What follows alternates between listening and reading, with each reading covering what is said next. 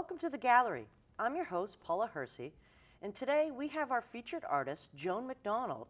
She'll be at the gallery from January through February. Joan, welcome to the show. Thank you. So this is kind of a special gallery that we have. We have your artwork, and you're an emerging artist. Right. And then we have your late mother's work beside yours. Let's talk a little bit about your influence in art and how this show came to be. Well, I think one of the things when I think about what influences my artwork is having grown up with an artist as a parent. And even my dad was in PR and advertising, so art was a strong influence in our life as a matter of, you know, how you solve problems and just messing around with materials and play and things like that. So when you had been looking for an artist for the gallery, I was like, well, I have some work I'd love to show. I don't have enough of it. But when I look at my mother's work and then putting it with mine, it made a lot of sense because we both worked in textures. Definitely facial features is definitely a common denominator. And so I thought, well, let's see what we have and how we can put it together. And that's how this all happened. Well, the work is beautiful. Everybody who has actually come into the media center since we've been hoping after the holiday has just exclaimed about the work. It's stunning.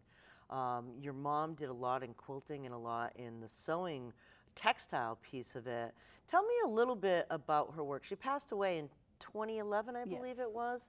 Tell me a little bit about what influenced her work and why you chose some of the pieces that you did. Well, I figured a part of the pieces I chose originally was because we're kind of coming into winter, and so my mother did a lot of white on white work, but I'm like, oh, let's do color. Let's add her influence of the garden because she loved to garden, so that was certainly a strong influence on the kind of things that she did. Her earlier influences were more on the kind of the architecture of the Gothic period. Oh, so interesting. Her earlier work shows a lot of white on white that's architectural structures and facial features. So there were a lot of like gargoyle-ish kind of things, which when you look at my masks, there's some similarity there. I think she studied art history in college, and I think she was always interested in art, and I think she did a lot of sculpture work early on. In the 60s, and she had to have been young, like in her 30s, but arthritis was really affecting her. So she ended up moving into fabric and doing a lot of stitchery and then kind of expanding from there of not like what normal people would think of as stitchery.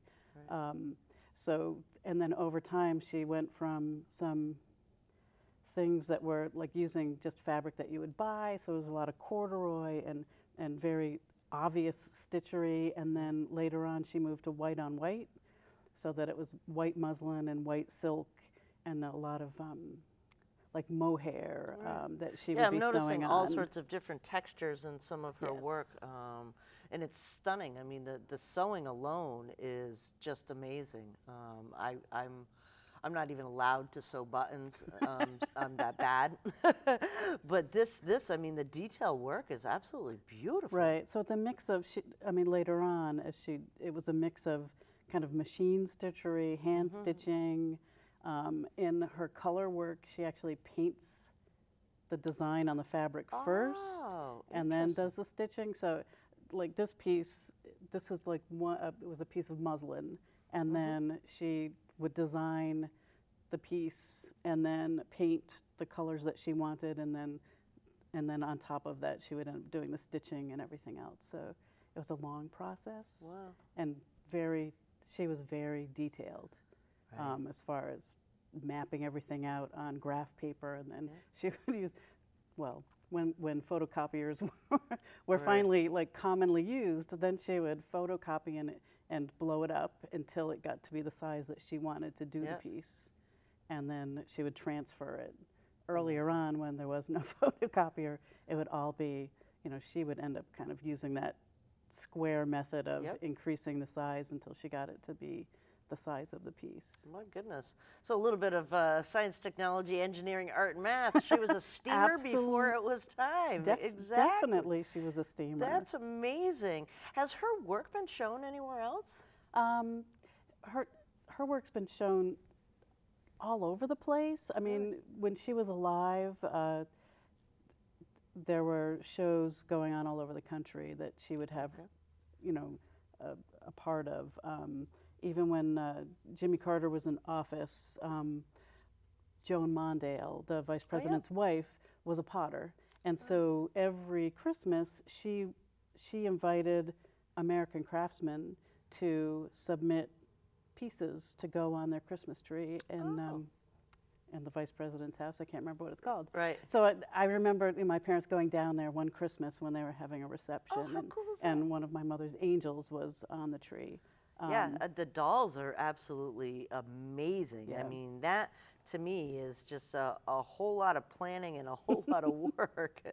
Now, did she make dolls for you as a child as well, or were they mostly No, I for don't think so. I think this was art? more, as her art stuff. Not that my kids didn't get puppets and stuff that she made that were really crazy. One of her angels is actually in the Renwick Museum, part of the Smithsonian.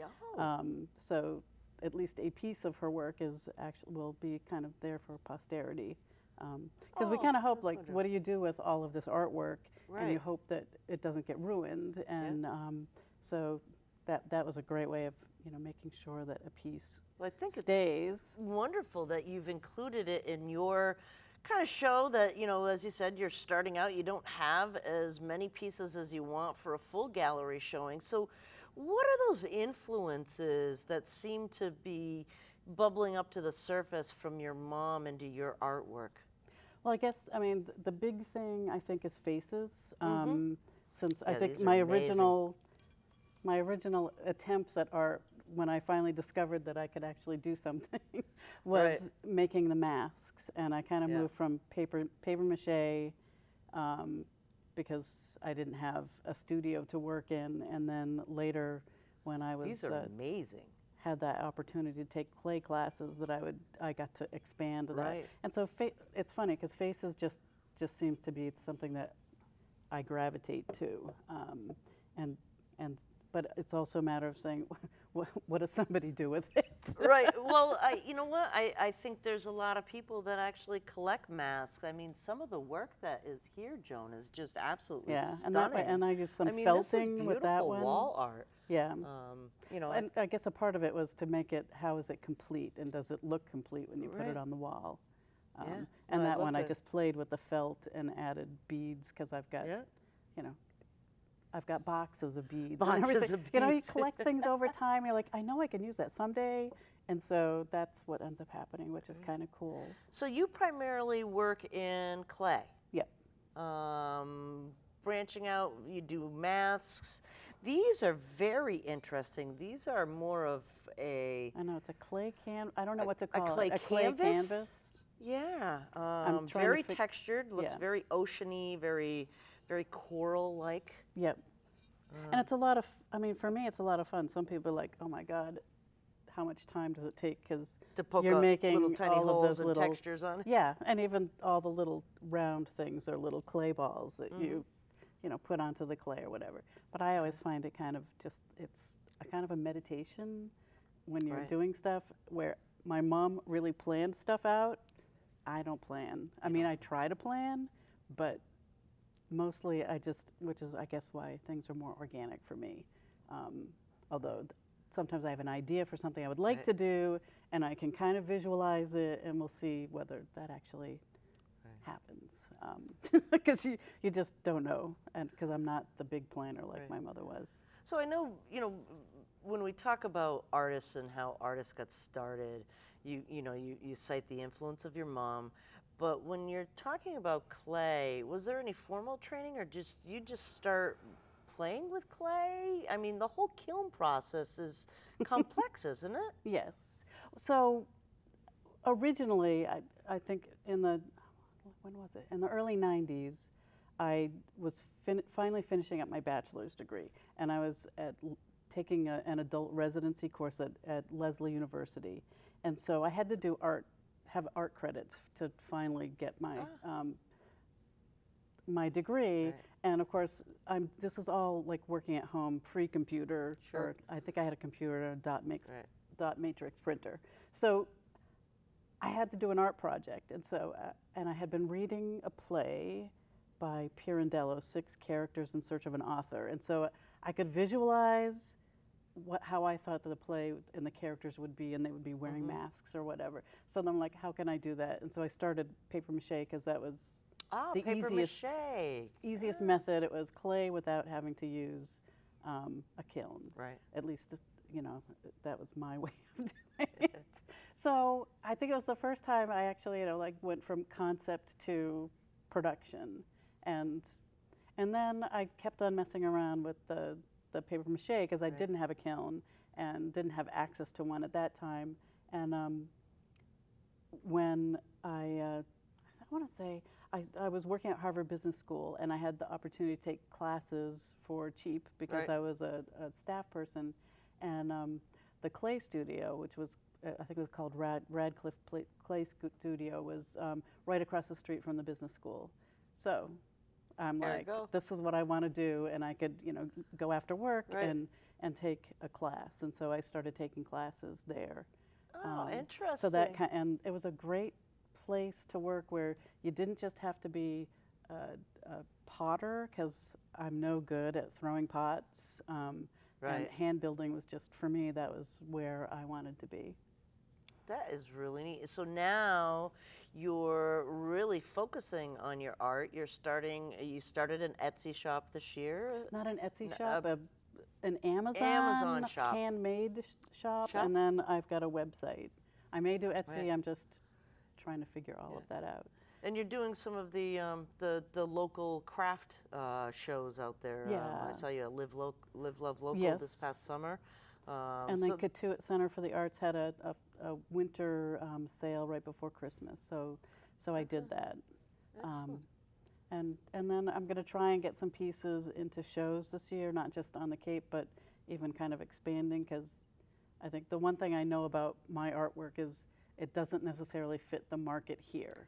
I have a couple of shops who carry some of my jewelry, but your jewelry is beautiful. So I I've got, have a you know, couple my of little pieces. fish guy here, but you know, people that come to the Cape are looking for a particular kind of art, and I understand that. So, but it's like I can't necessarily fit into that theme, But that's okay. I know. That's why I'll keep doing my fish because the fish are good. Right. But otherwise, yeah, I just want to expand to see where else it could go. That's amazing. Your reception will be here at the Media Center, I believe, January 19th? It is. Which is a Tuesday.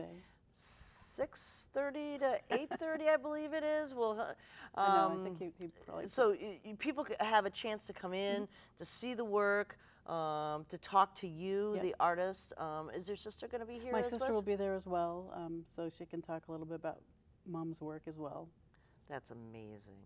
So in the future, as you're kind of developing your business plan for art and expanding, you know, what you're producing, what's the pie in the sky as an artist? What does every artist dream of?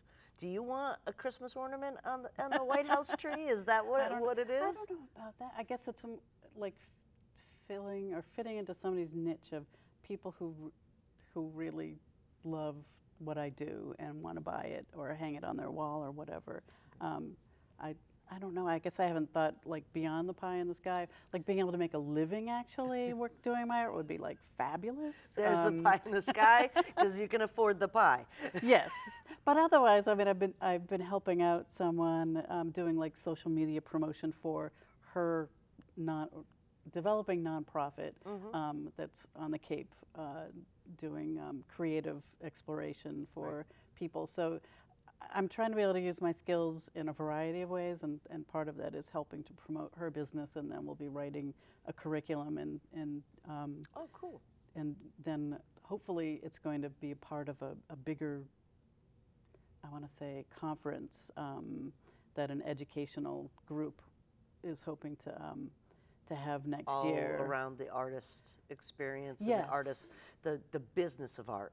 Well, A this lot is more education, so it's young. Right. It's for For kids. younger kids, But okay. it's creating a way for people to like express their creativity or their ideas. So we'll see what happens. So all sorts of things happen I know. when you create art. Again, your mother's work is absolutely stunning. You know, I love the 2D dimension to some of these quilts that have Yeah. the faces that just pop out. Your artwork I've always been a fan of. So folks can come to the Media Center on January 19th from 6:30 to 8:30. We're located in Dennisport on Shad Road. And you can meet Joan and her sister and see the artwork. Joan, it was wonderful. I'm so glad you are the artist of January and February here.